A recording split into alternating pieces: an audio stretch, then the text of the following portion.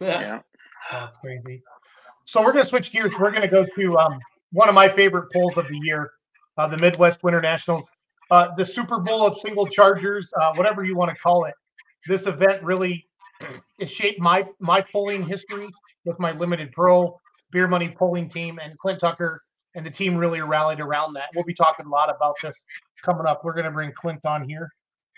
He doesn't have his camera on. I don't know. Maybe he doesn't want to see him tonight. I'll have to find out what's going on. Tucker, can you hear us? Yeah, I can hear you. I don't turn my camera on because my internet's terrible. You know that. That's fine. So it's good. It's good. It's good to see you. You look better this way, anyway. Yeah, exactly. Yep. Well, Clint, we have Larry Richwine on. Give me a good Larry Richwine story before we dive into your event. Oh, Larry's always been a hero of mine, and he done a terrible job that I do for a long, long time, and I just tried to do as good a job at it as he did. Well, sucking up won't help you any, but I may be at Shipshewana anyway. That'd be fantastic, Larry. We'd love to have you. Well, now that I've got this new hat on, technically that Western Series, Yeah, you can come out and help me anytime you want, Larry. I appreciate that. I may just do it. We do things a little different out there, but it seems to work. Tucker, know what? You have to set up an autograph station for Richwine if you take him to any polls, okay? Absolutely. Now I'm not going. No. We'll put him there with our charity tour. He can sit right there with Justin Stuckenschneider. I bet they get along real well. Oh, for sure. Yes, they would. Well, as you know, everybody, January 11th through the 13th is the Midwest Winter Nationals. It's in Shipshewana now. That facility is amazing. It's top notch. It's as nice as Louisville. I mean, it's clean. It's warm. I think the only complaint is that the beer's too expensive at Louisville also. So I don't think anybody can even argue with that. So the only complaint I get is there's no Waffle House at 3 a.m. There's no fast food restaurants, period. Yeah. They do shut that down. There's no steak and shakes or anything. So it's a 300-foot track, which is unique for indoor tracks. Am I correct when I'm saying that? It's a full-size track, right? Yes, sir. Yeah, 300 foot. Yep.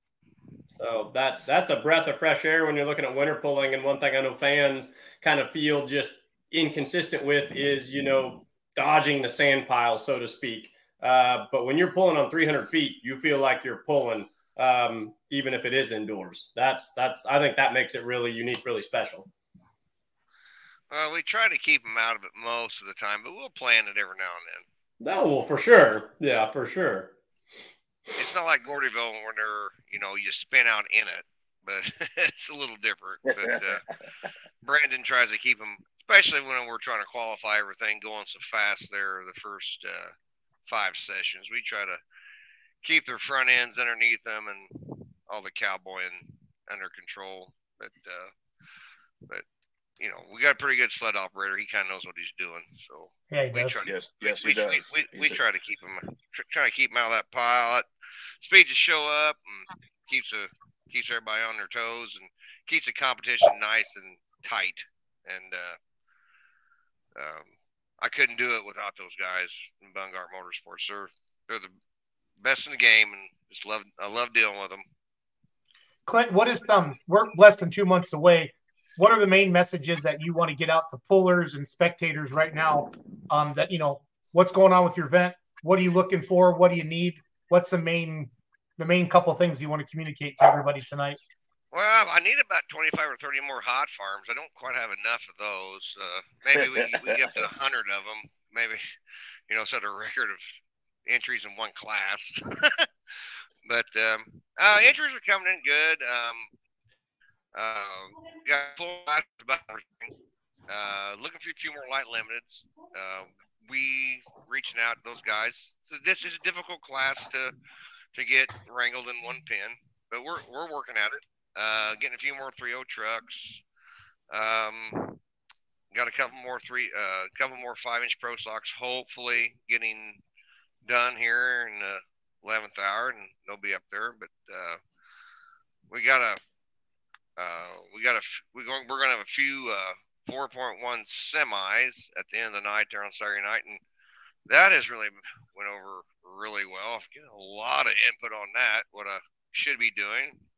I kind of put Brent Roberts in charge of that. I hope Brent and I are still friends after this is all over. But kind of just been throwing them all Brent's way. He's got a couple of them, and I told him, I was like, he made the comment in the summertime he wanted to pull them trucks inside. I said, I have a place you can do it, and I think we're going to do that on Saturday night at the end of the night. So yeah, I saw him this weekend, Tucker. I saw him this weekend. He said, "Yeah, I got tuckered on this 401 truck meet." No, don't let him mislead you. He was the one that said he wanted to bring it. Awesome. Chuck Hobbs is checking in. 19 naturally aspirated minis. Yeah, the Klint, the mini rods the last couple of years, I think it's been we pulled some of them down in Rantoul, didn't we? Yeah, we did. Yeah. Yeah, we that guy from Canada came down. And I actually got another guy from Canada reached out to me tonight. He's got a blown one to jump in with the Budson and Jasper crew. So we found another victim from Canada going to come down and meet some very interesting, good mini rod like Art Klein. He's been promoting the crap out of it. I mean, yeah, we're going to have a really good mini rod class this year. We're going to split them in half. Because like Larry knows, that building doesn't breathe the best, so you want to keep your alcohol fumes as low as you possibly can. So we're going to split them this year, half and half in 2 sessions. And, you know, last year we had some turbocharged mini rods that kind of fumed the place up. And the guy that was in charge of the building last year wasn't really impressed with me. It wasn't as bad as the days Kevin Moore went down the track, but you know, got to thank Kevin a ton. He's still the sponsor of both the mini rod classes. He doesn't even get to compete. So thanks to Kevin and Hot Wheels sponsoring the mini rod class. I can't thank him enough. And he just goes and cheerleads and love him to death until we can figure out how to put a little baby smoke tube on diesel mini rods. You know. But, you know, well, there's a will, there's a way. Maybe one day Kevin and Bungard should get together and we'll have a little baby tube that we drag around. So, but yeah, thanks again to Kevin and all the mini rod guys. They just, I mean, this is their Super Bowl. They don't get to pull against one another very often. You know, I think this here down at Keystone is the only time they get entertained, you know, on a longer track. And just thank those guys a million for all they do. They don't cause any trouble. You got to kind of be careful when you take them to the scale because if one goes, you know, all 50 of them want to go.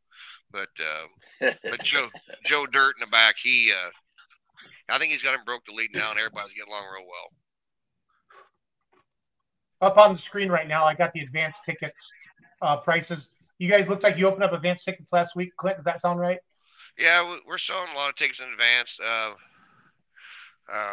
People have been calling me from, you know, I got one guy called from Nevada today. I don't know what he's planning on doing in Shipshewana, but he's coming. A lot of people from Florida are coming up. You know, I was like, do you know there is a pull in Florida the same weekend? They said, yeah, we know, but we're still coming to Shipshewana. You know, we got a lot of people coming. Advanced ticket sales been doing really well, probably the best we've ever seen. And you know, last year it was standing room only on Friday and Saturday nights, so we've never ever shut tickets down. But there might be a day that, you know, once we get to a certain number, we probably ought to shut it down because, you know, we don't want to sell tickets and make a person stand unless, you know, they prefer to do that around the adult beverage area. What's your seating capacity or what's your record attendance? How many people are we talking are in the building at this thing? Oh, I think there's enough seats for about 35 to 3,600, but I think we've had 4,000 in here before. Sure. That's cool. It's nothing like Gordyville was in like 2012, 13, 14. We had like 5,000 people and we had 3,000 seats and just 2,000 people standing around, not really paying attention to the pool, but they're just there. That always makes it really interesting. Those are some good memories. So, especially the pile behind the announcer stand during the pro stock class, that usually got pretty interesting. Yep. So we start off Thursday on the 11 a.m. Eastern. The 1,950-pound Econo mini rods, 9,000 Pro Farms. 9,500 Pro Farms, 9,500 Hot Farms. Flight 2, 12,000 King of the 15 mile an hour. Is that Goose Graves class, the King of the Hill? That's Goose's, yep. Yep. And the 12,000 farm stock. Don't forget Mongo. Oh, and Mongo. Yeah. Yeah.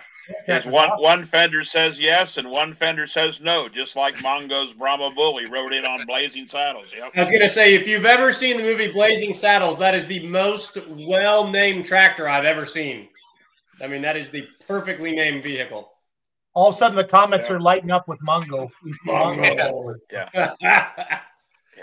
Never mind that stuff. Here comes Mongo. Yeah.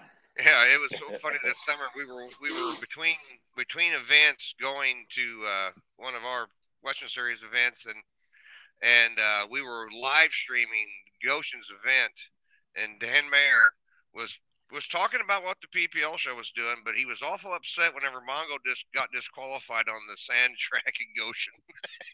He might have went too fast. We thought that was really funny, eating the dinner table, and Mongo got disqualified. And Dan was upset about it, I could tell. This has to be the biggest turnout. I know you're joking about Hot Farms earlier, Clint. How many Hot Farm entries are you up to? I don't know, Jason. It's 70-some, and we have made an adjustment in the schedule. We just didn't quite get the 3.6 truck response that we wanted, so we've adjusted our schedule. We're going to run Hot Farms the first 4 sessions and split them up between 4, and then we're bringing the Hot Farms Saturday night for their finals. They've earned it, and and we just moved some stuff around to make sure those guys are part of the big night on Saturday night, and I'm happy for them. They've been asking for it, and we can finally do it. So it works. It's going to work out really good. Clint, I got the website up right now, and again, it's a beautiful website, well put together. Mr. Zolik does an amazing job with it. It's whatsmoking.net. I got the class schedules up, and it has the classes listed. Clint, is that the actual? Somebody's asking, is that the actual polling order of the classes, or has that not been determined yet? No, we don't determine that until the week of, but it's pretty close. I mean, yeah, we make adjustments kind of on the fly. Whenever we actually get together this weekend on Saturday, and we will start putting the tractors in flights, and then we will have a firm class schedule how they're going to go down the track, because we try to manage it to where Brandon's not jerking weights in and out a lot. We run our faster wheel speed a little earlier in the sessions because we don't want the track to get too hard for some of the higher wheel speed stuff. So it's kind of a project in motion. It's been very, very successful. Okay, so what's new this year? I know on Sidetrack last week you talked about, is it 5.0 Pro Stocks and then the semis? Are those the two new classes this year? Yeah, we got a few 5-inch Pro Stocks just going to come and run indoors with us, and we'll have a few semis there on Saturday night. But we eliminated a couple classes that just wasn't that popular. Just the home groups where these guys are from, they didn't have the numbers this year.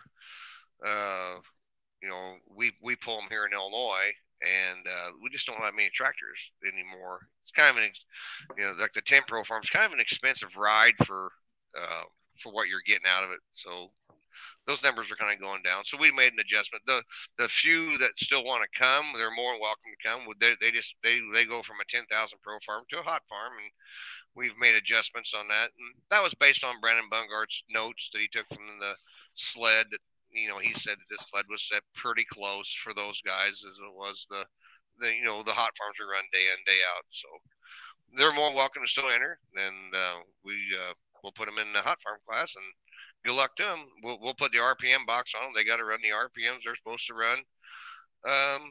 Their day-to-day operation, and we'll see how they fare. Again, if you're just joining us, we're with Clint Tucker right now, promoter of the What's Smoking Winter Nationals, Shipshewana, Indiana, January 11th through the 13th. Got the website scrolling across the bottom down there. If you have any questions, please type them in. We got one question. What's the best place to eat in Shipshewana? Tucker's not going to know that because he's working all the time. But if we have anybody watching.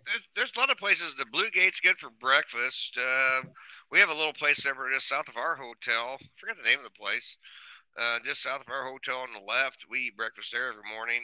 A lot of people say there's some really good Italian and steakhouses and pizza joints in Middlebury, just east of us. So there's a lot of good places to eat there. The 520 Diner is what we've been just told. The 520 Diner, all you can eat. Yeah, I think that's just south of the arena on the left there. Kind of catty corner from Yoder's popcorn deal.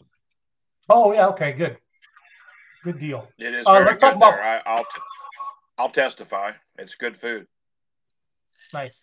I got your 2024 box. You and I probably agree. There's not a lot of bad places to eat in that town. Yeah. Yoder's place is a good place to grab lunch. Buy some popcorn, take it home with you. Yeah. Pete Penzick says the main intersection. Just don't do burnouts in his driveway. They don't like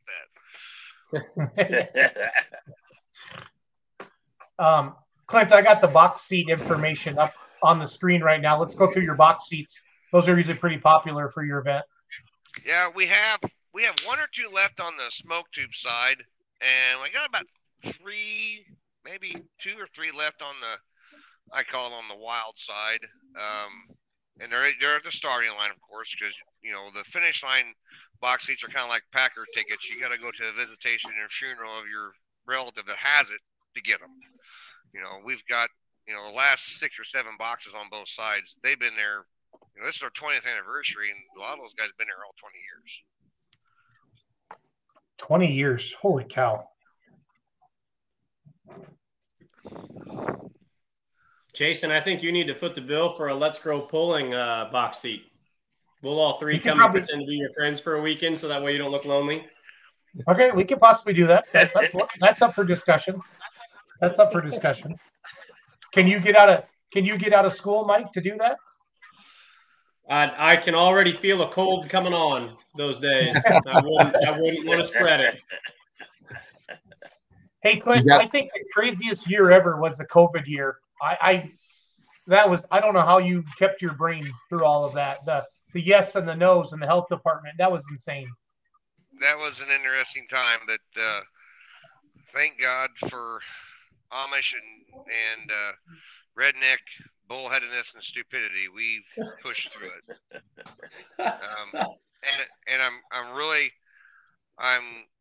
proud that we did it, because that made us 20 years with no skips. And I'm proud of all my guys, because it wasn't just only me. It was the guys up there at the building. It was the sled guys, because when we changed, they went in February. Well, we had to get a different mini rod sled. Thank God we found one, because Donnie had to go back and do a large antique event in Missouri. So Donnie wasn't even there. It was just me and Brandon and Ed and the crew, trying to pull it through. But yeah, that was a weird deal, and the stupid masks and all that insanity. But I think we got some street credit by staying on course and making the deal, because we actually had 2 transitions. We were supposed to be at Gordyville in January, and of course that wasn't going to work out when the Democratic county of Champaign, and Gordyville unfortunately is in that county, and there was no way I was going to have that event there. That lady basically told me she shut down Big Ten basketball, so who was I? Which I had no response to. So but I tell you, it's Richard Crowell was the one who got a hold of Travis up there and got us together, and Travis and that group up there was brave enough to allow us to come up there, and once we got there, the pullers said they would like to stay here, and I said, well, it's considerably more expensive, and guys like John Coots and several of the guys that have pulled with me forever, it's like, we don't care what it costs, you just charge us and we'll be here. And it's nice to have support like that, because when you're dealing with 500 different entities, an event like this, and having them all behind you 100%, it means a lot to us, and we appreciate all of them.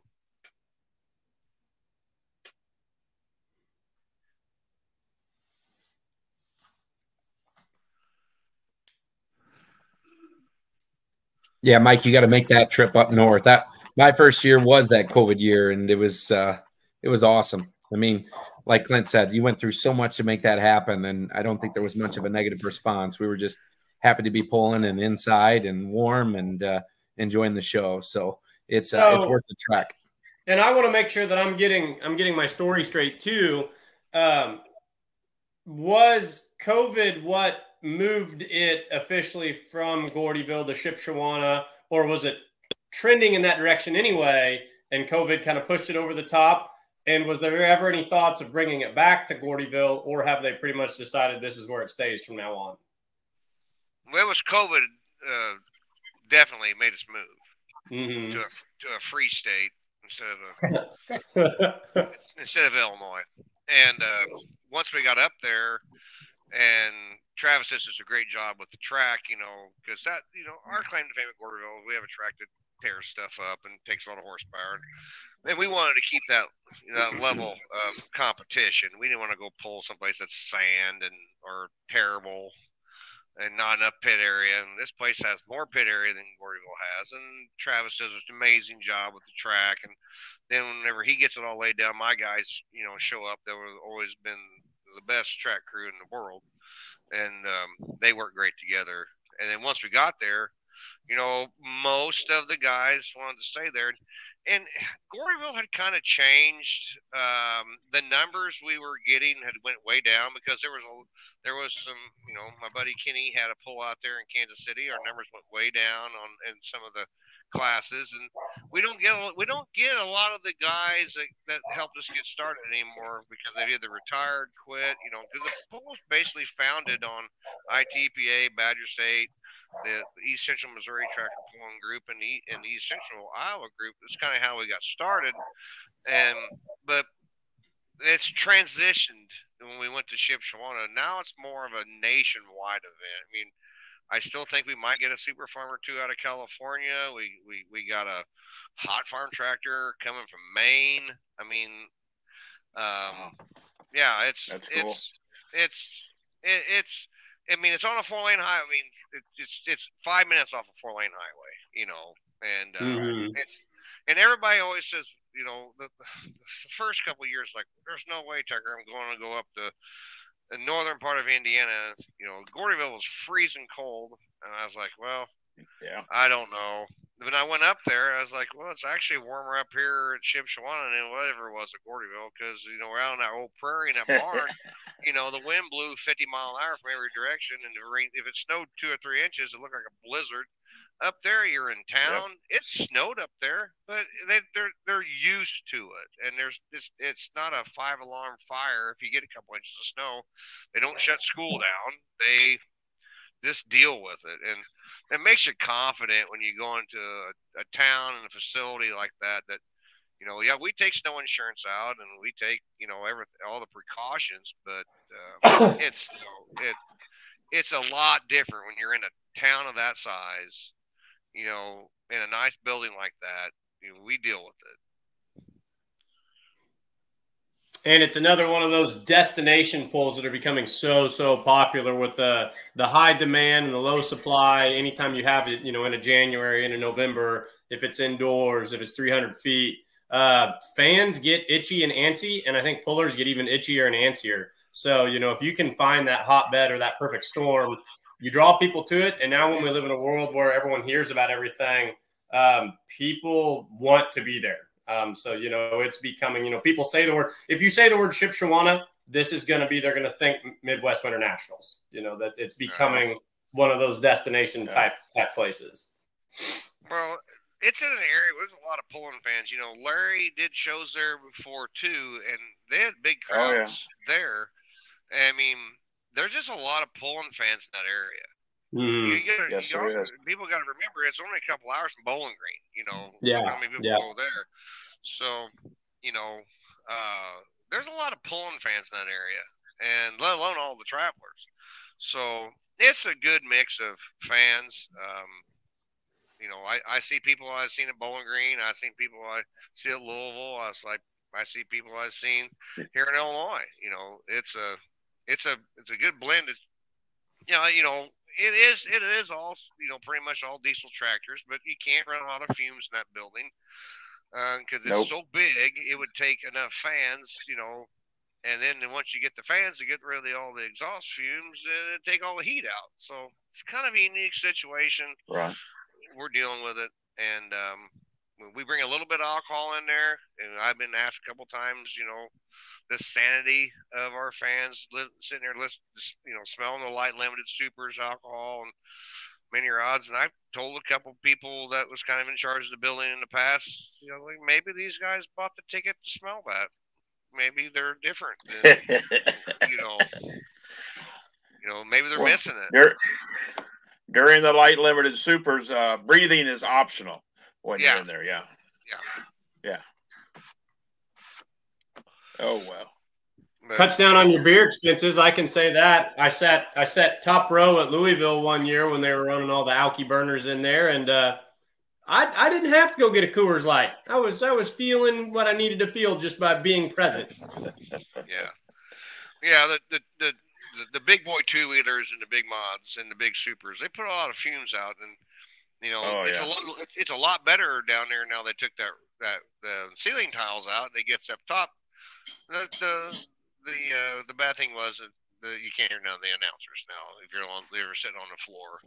But it's either breathe or hear the announcers, and I think most people will choose breathing. And you'll watch at Louisville when the mods and alcohol burning 2-wheelers and everything else run. The stands, they all go to get ice cream and all kinds of amenities in the back area. Most of the crowd is there when they're running the smoke tube, but everybody thinks the mods are the ticket. Well, no, but nevertheless, they seem to go to the restroom and get ice cream while the mods are running, and the ones that want you to breathe later.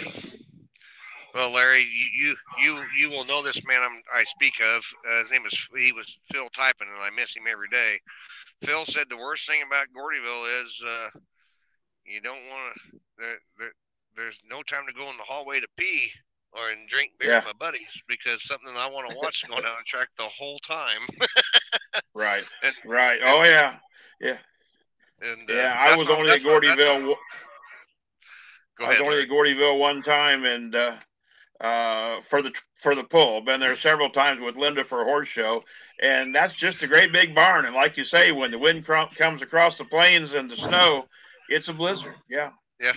It's cold in there, and yeah, buddy. So still got the best indoor track in the world. There's none meaner, but you never say never. There might be a day we go back in some capacity, because they've actually reached out and talked to us, because I have 3 guys that's local up here that I work with, quite a bit, and I think they're kind of missing us. I don't think we'll ever go back into capacity we are the Midwest Internationals, but We might go back one day as a second show, but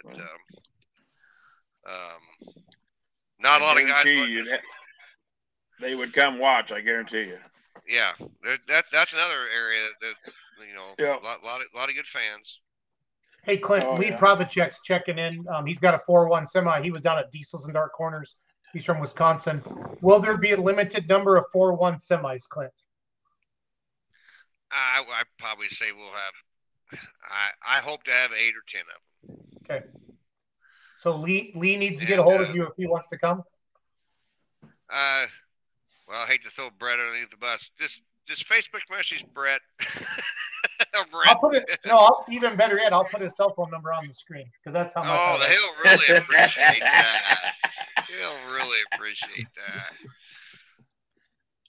Jason's a hell of a guy, After we watched the Diesel, we got together kind of a small crew of us, all the guys that haul the equipment and stuff. We got together Saturday night, and we fooled around on YouTube. We watched Diesels and Dark Corners 4-1 semis, and that was really cool. Then we did a little more searching on the YouTube for the ones out east that the East Coast pullers run. And we're worth considering starting them here in the ITPA. We have a lot of semis that used to pull until we had a guy by the last name of Walker started pulling semis, and he kind of put most of them on the bench. but they're still here, and we're encouraging those guys to get them back out and get to running. So hopefully we're doing something in the right direction. I think it's all the good intentions. Kind of a limited fuel pump, limited turbo, still puts on a good show, and oh yeah, see what we can get done. Before you came on, Clint, we had Pete Penzig talking. Owner of Cat Brothers Motorsports. Absolutely. Pete's our sponsor of our Hot Farm class. That's what he said. 3 sponsors of our Hot Farm class. Yep. Well, you have a lot of hot farms. You gotta have a lot of sponsors. So. You gotta have a lot of sponsorship. Yeah.